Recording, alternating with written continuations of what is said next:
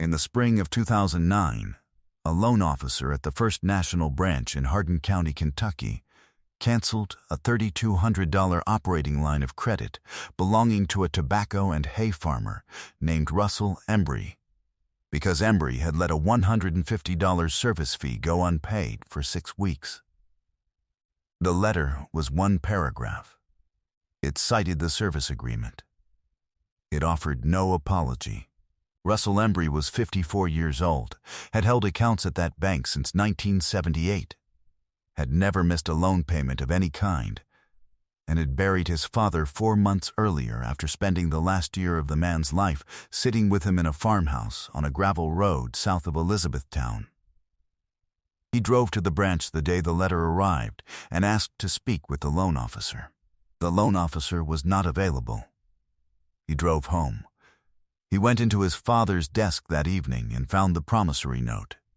3 years later, the bank settled. Most people who've ever been dismissed by an institution because they were small enough to dismiss know exactly the feeling this story starts with. If you're one of them, subscribe before we go further. We tell these every week. To understand what was in that desk, you have to understand something about the man who put it there. Leonard Embry had farmed ground in Hardin County since 1959, the year he came back from 2 years in the Army, and bought a 94-acre parcel on Nolan River Road from an estate sale using $4,200 he had saved, and a handshake arrangement with the seller's son for the balance. He was 24 years old. He raised dark-fired tobacco through the quota years, added cattle in the late 1960s, and managed his land with the specific, patient care of a man who had decided early that the farm would outlast him, and that his job was to keep it capable of doing so. He paid cash when he could, borrowed only from local institutions, and kept every document generated by every financial transaction he had ever entered into in a locked steel drawer in the desk in his front room, not in a box, not in a file cabinet, but in a drawer he had organized himself with folder tabs he had typed on a manual typewriter he kept beside the desk for that purpose. His son Russell had grown up watching his father open that drawer, file something, and lock it again, always in that order. He had been shown the contents once, at about 15, and had been told where the key was kept, and that the drawer was not for curiosity. Leonard Embry trusted banks the way a careful farmer trusts weather, as a force he could work with under conditions he understood, but not one he would ever extend past those conditions without documentation. He had grown up watching his own father, a man named Colvin Embry, who had farmed Hardin County ground since the 1920s, lose a parcel to a bank error in 1952, a 14-acre woodlot that Colvin had paid off, and whose payoff letter had been filed incorrectly by a bank clerk and then, in a subsequent ledger audit, listed as still carrying a balance. The bank had foreclosed on the 14 acres before Colvin could locate the receipt.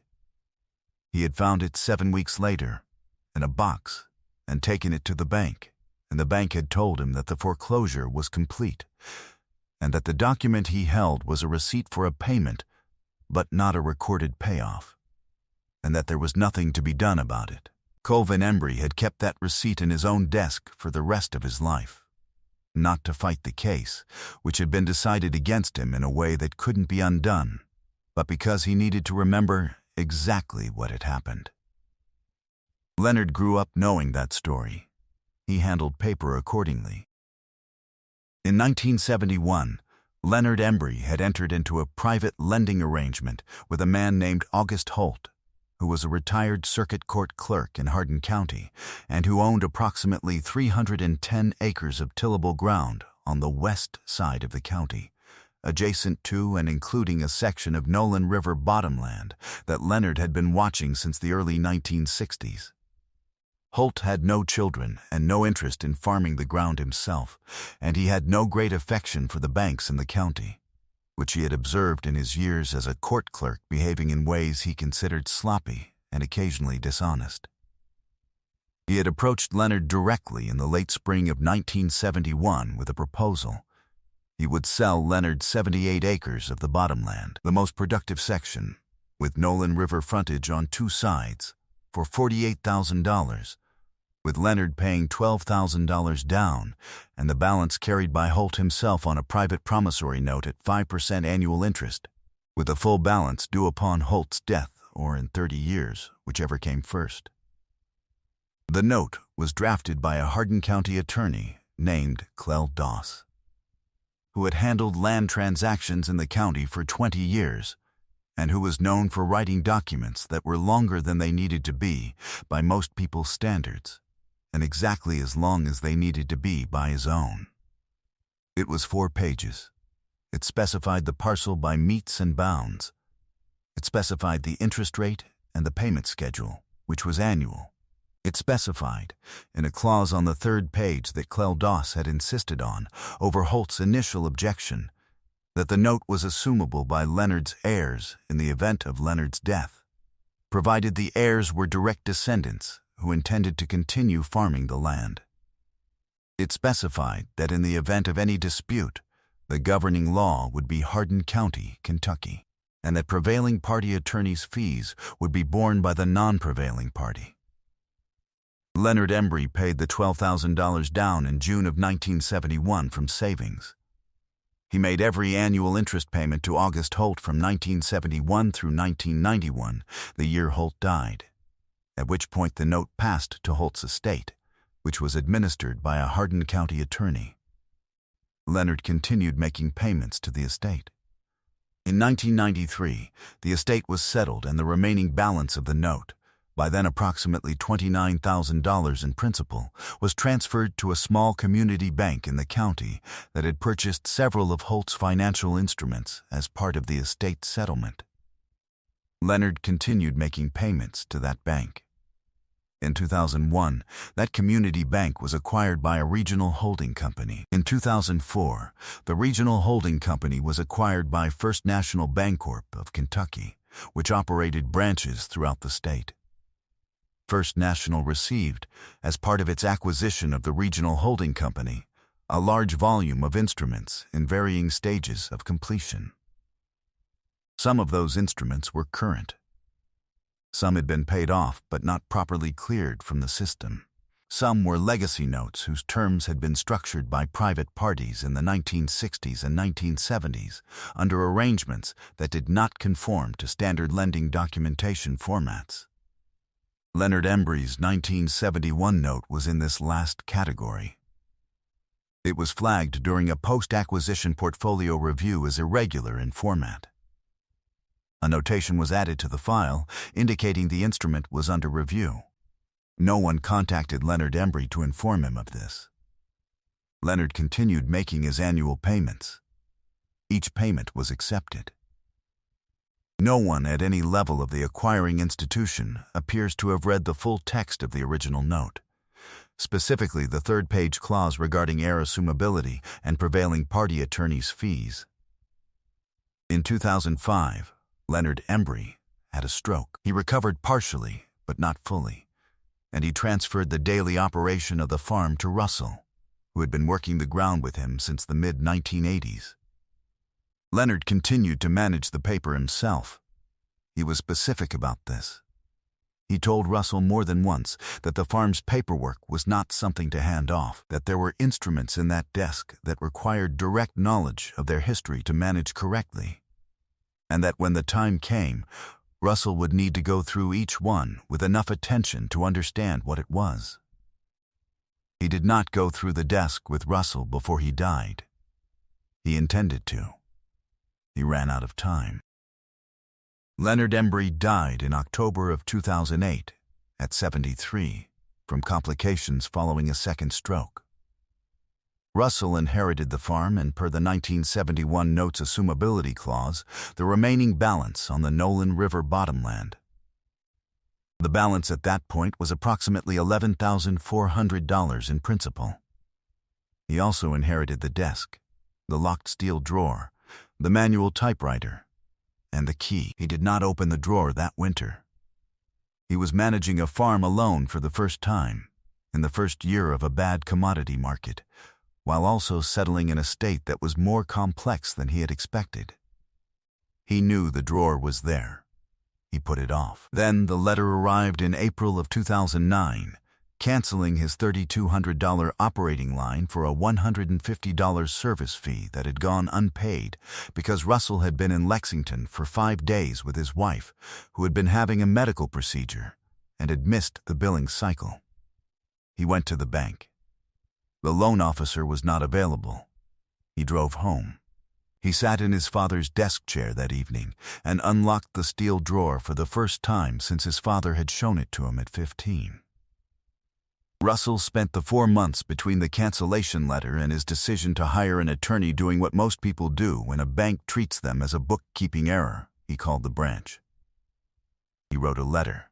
He drove back in, this time with an appointment, and sat across a desk from a branch manager who told him the service fee issue was resolved.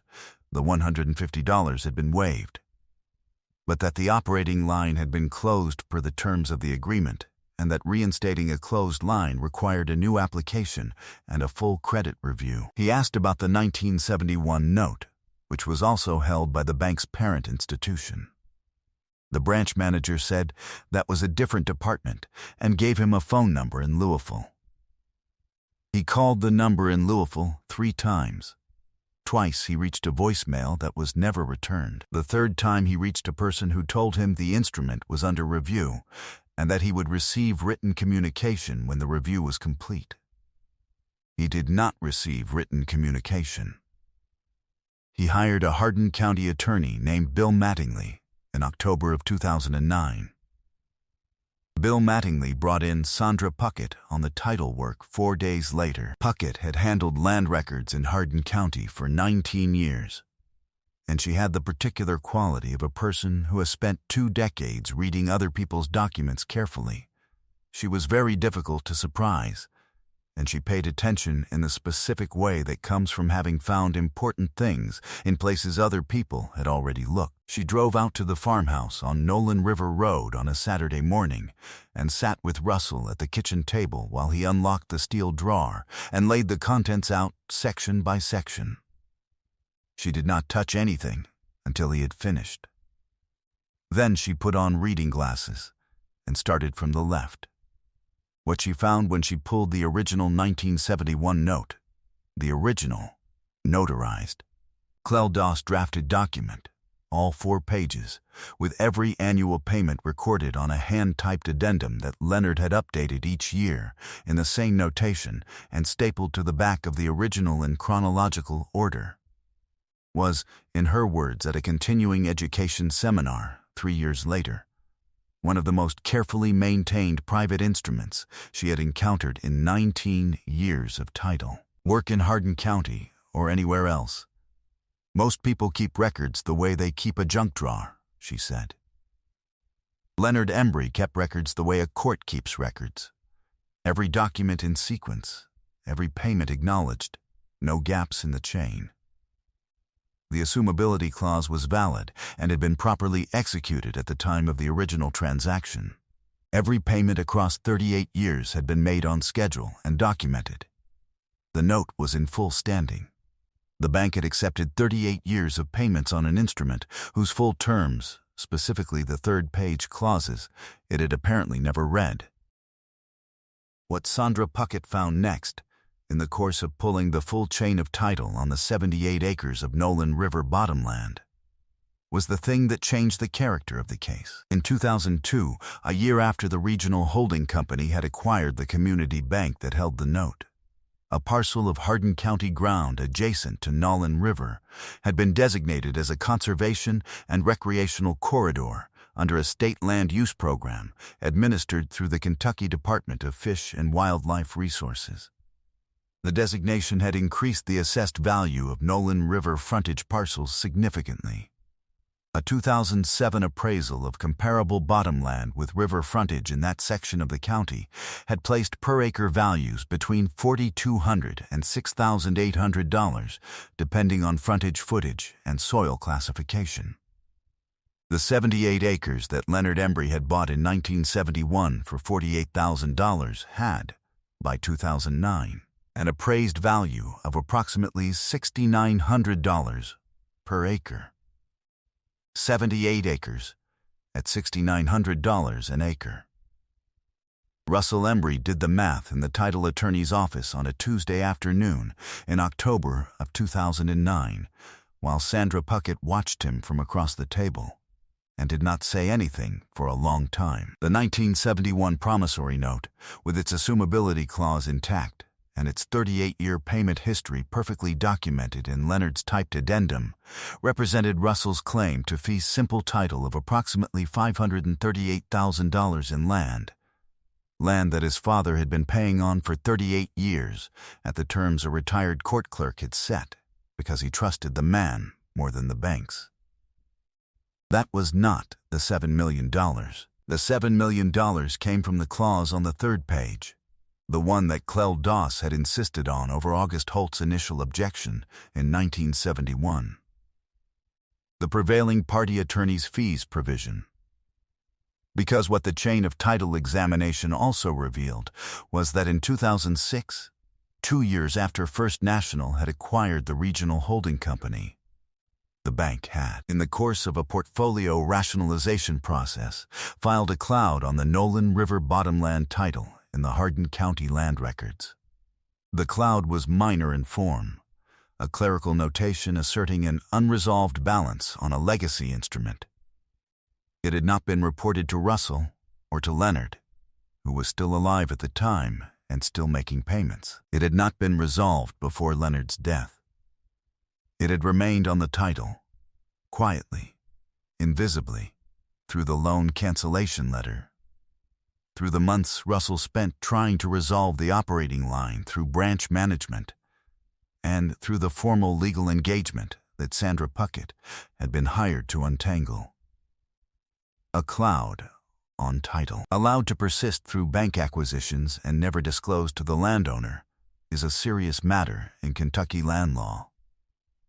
It is the kind of matter that takes on additional weight when the landowner against whose title the cloud was filed is a 73-year-old man who died without knowing it was there, who had been making every payment on time, whose son inherited both the land and the obligation, and whose family's entire history with that bank could be documented, transaction by transaction, in a locked steel drawer with typed addenda going back to 1971. When Bill Mattingly filed suit in Hardin County Circuit Court in the spring of 2010, the complaint was specific, and it was long. It enumerated the cloud, the non-disclosure, the cancellation of the operating line, the full 38-year payment history on the 1971 note, and the prevailing party attorney's fees clause in the original instrument. The clause that Clell Doss had insisted on in 1971 and that the bank's acquiring entity had apparently never found relevant enough to read. The bank's attorneys asked for discovery extensions 3 times. Each one was granted. Each one produced, in response, another round of documentation from Leonard's steel drawer, more typed addenda, more payment receipts. The original correspondence with Holt's estate attorney in 1991. The written acknowledgement from the community bank in 1993 confirming assumption of the note. Letters from the regional holding company after 2001. All of it in the folder-tabbed order Leonard had established. All of it typed in the same notation on the same typewriter, current to within 5 weeks of the day he died. Sandra Puckett testified in deposition that she had worked through many contested instrument cases over 19 years, and that Leonard Embry's documentation was the most complete she had encountered. The opposing attorneys, in her account, asked her to characterize the documentation as typical. She declined to do so. She said it was not typical. She said she had never seen anything quite like it. The bank settled in the spring of 2012. 3 years after the letter canceling a $3,200 operating line for a $150 service fee had arrived at the farmhouse on Nolan River Road. The terms are not public, as is standard in such settlements. People in the county who followed the case closely, and who had access to portions of the discovery record before it was sealed, put the figure at somewhere between $6 and $8 million, accounting for the land value, the fee structure under the prevailing party clause, and the damages associated with the undisclosed title cloud. $7 million is the number that settled into the county's telling of it over the following years. It is probably as accurate as anything outside the settlement document itself. Russell Embry paid off the remaining $11,400 on the 1971 promissory note at closing. He has farmed the Nolan River bottomland every season since. He has not changed banks. The desk is still in the front room of the farmhouse on Nolan River Road. The steel drawer is still locked. Russell has added a second folder section to it. His own instruments, in his own order, typed on the same manual typewriter his father used, which still works, because it is a machine that was built when machines were built to last, and that has been kept clean and oiled, because that is how his father kept it. Sandra Puckett said at the title seminar that the thing she thought about most when she thought about that case was not the legal mechanism, which was straightforward once the documents were laid out. What she thought about was Leonard Embry's filing system, a man who had watched his own father lose 14 acres to a bank's paperwork error in 1952, and who had spent the next 50 years making sure that what had happened to Colvin Embry could not happen to him.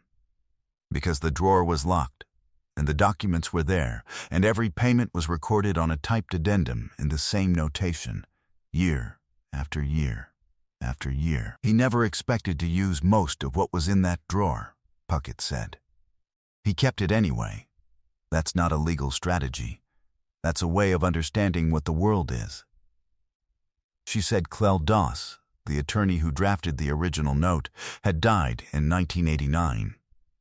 She said she had looked him up anyway, out of something she could not quite name, curiosity or respect, or the need to close a loop. His obituary in the Hardin County newspaper described him as meticulous.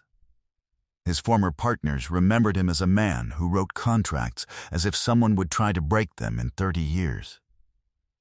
She said she thought that was a fair description of the 1971 note, and that she thought he would have found the outcome satisfying, which was the only comment she allowed herself about the bank. Russell Embry does not talk about the settlement in any detail, which is his right, and probably his temperament. What he has said, when asked about it, is that his father spent 40 years filling that drawer so that the farm would still be the farm. He said that was the whole of it. He said his grandfather lost 14 acres to a filing error in 1952. He said his father never forgot it. He said he doesn't intend to either.